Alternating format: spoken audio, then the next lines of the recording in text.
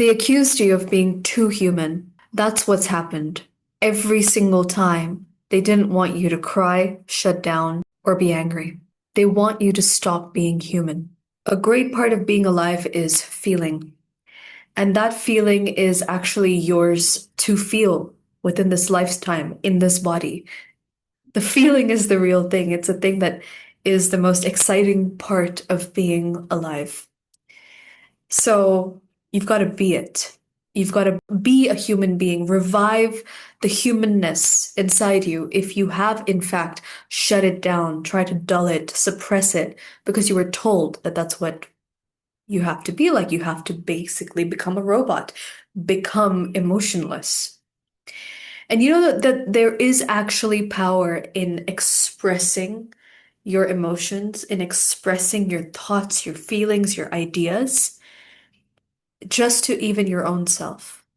There's even power in imagining the person being there that you wish you could express this to, and actually taking up that space and almost like demoing it, demonstrating it to this idea of the person as opposed to the actual person being there. I think a great part of inner work is to reveal the truths that we have been denied, the ones that we ignore over and over. We have been told to ignore them, to ignore these whispers from within.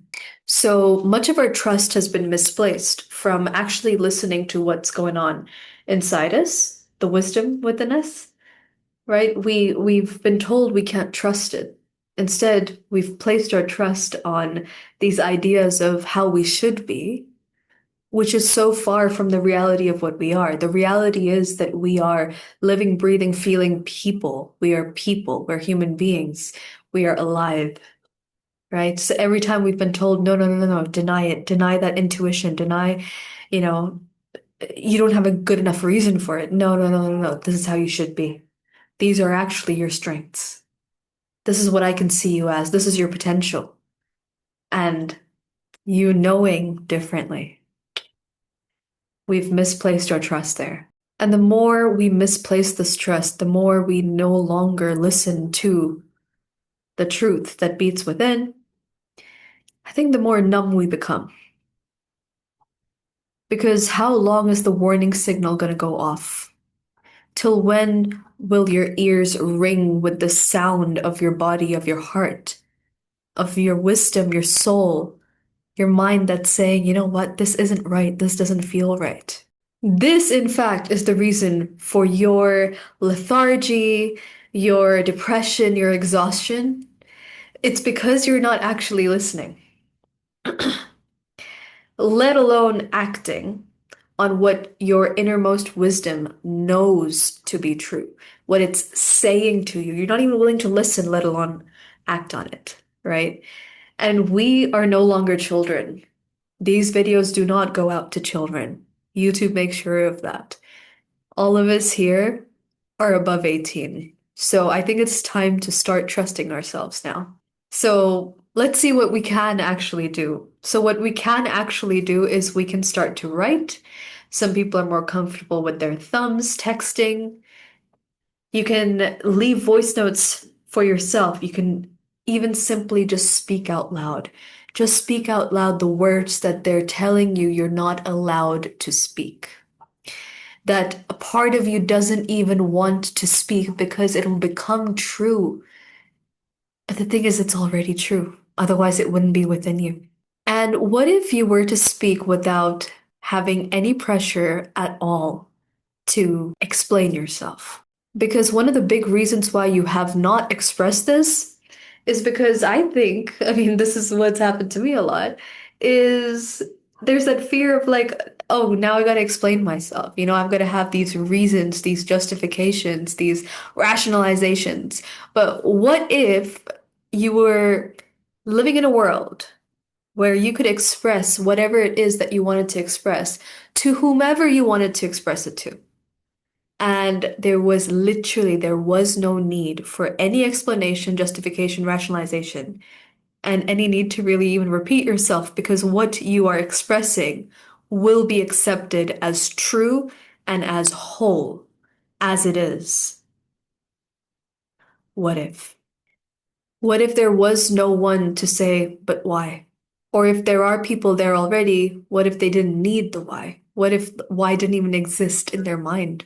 What if you could just feel things without the need to fight, to convince someone else? Because you can.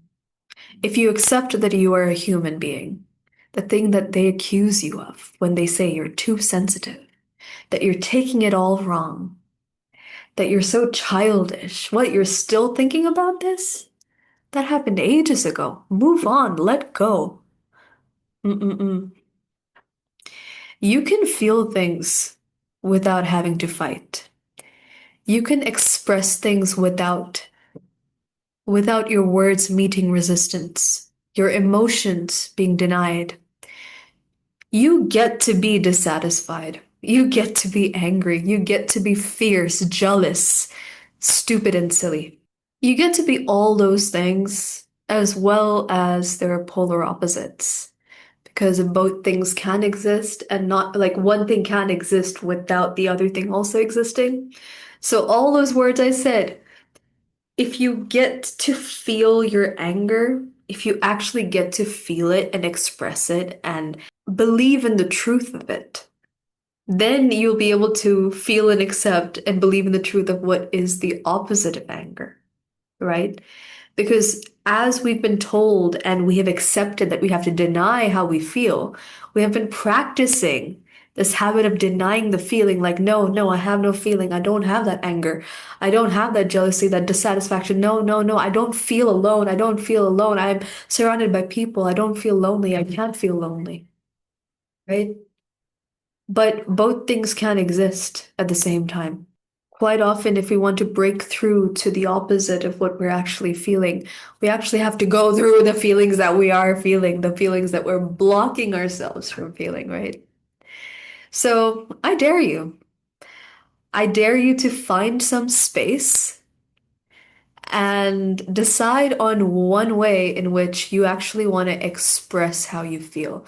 Now, there are only two rules here you've got to follow, right? And the two rules are you have to make sure that you don't hurt yourself and that you don't hurt anyone else. And that's it. Those are the only two things right now that I want you to care about. Express anything, express it out loud, express it on paper, burn it if you want to. Speak them out or record them. It's up to you. It's up to what feels safe to you.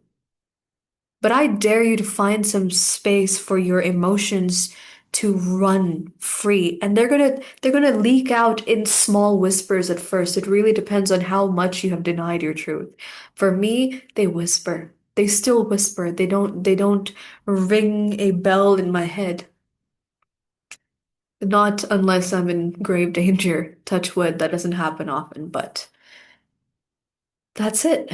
I want you to go within yourself and just express what is there without any need to explain yourself.